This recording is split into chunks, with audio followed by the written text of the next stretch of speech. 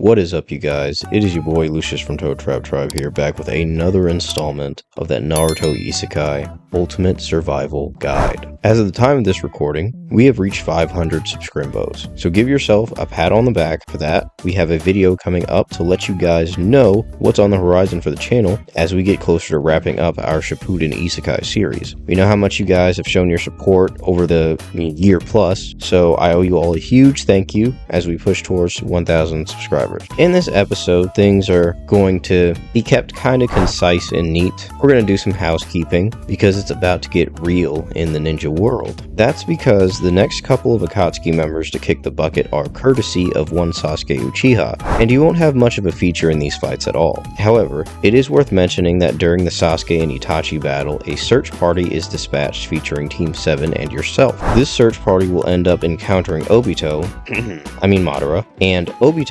Madara will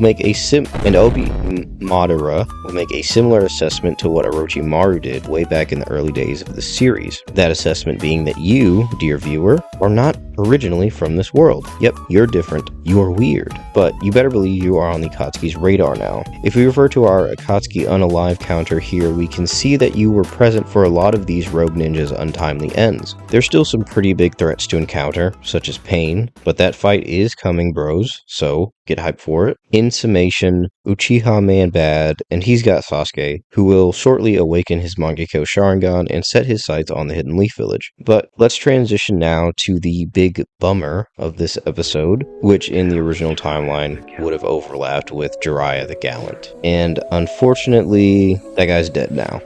We'll put up an OG death counter just for him, and so Naruto is going to be mourning the loss of his master when he is asked to help decipher the inscription Jiraiya left on Fukusaku's back. After decoding the message successfully, Naruto goes off to learn Senjutsu or Sage Mode just like Jiraiya did. He also masters the Rasen Shuriken. And alongside that, we have Sasuke and Team Taka taking on the Eight Tails Jinchuriki, Unaliver B. All of these moving parts that I chose to kind of speed run through because they don't align with you very much personally. So with everyone pretty much doing their own thing, you're going to be getting into your own bag and refining your techniques before the Pain fight. Speaking of technique, there is one very popular jutsu that I haven't expanded upon at all, and it's the kind of jutsu that could really make a character stand out and make them more iconic. I mean, if you think about it, as we know, Jiraiya was synonymous with the Toads. I mean, Toad is literally in the channel name. It's a big deal. You have Tsunade, who utilizes slugs, Orochimaru with the snakes, third Hokage, he had a monkey, Kakashi, he's got a bunch of dogs, and the list goes on.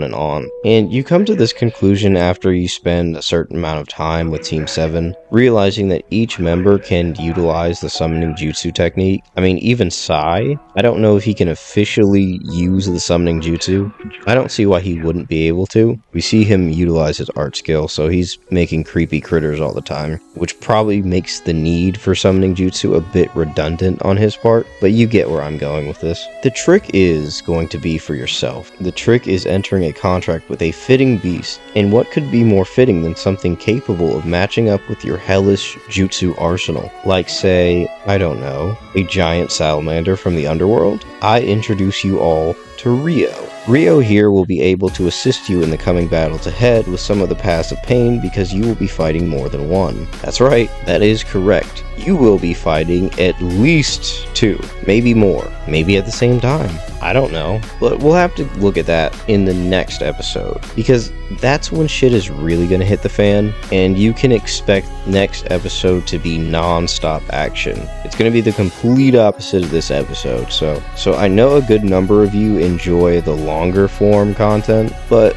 I just really wanted to set the stage here so that we could move forward and just have a episode that was beholden to a more frenetic pace, because I know you guys like those episodes as well, and I like making them. So we got this kind of like boring housekeeping one out of the way, and next week or next time I upload, don't quote me on that.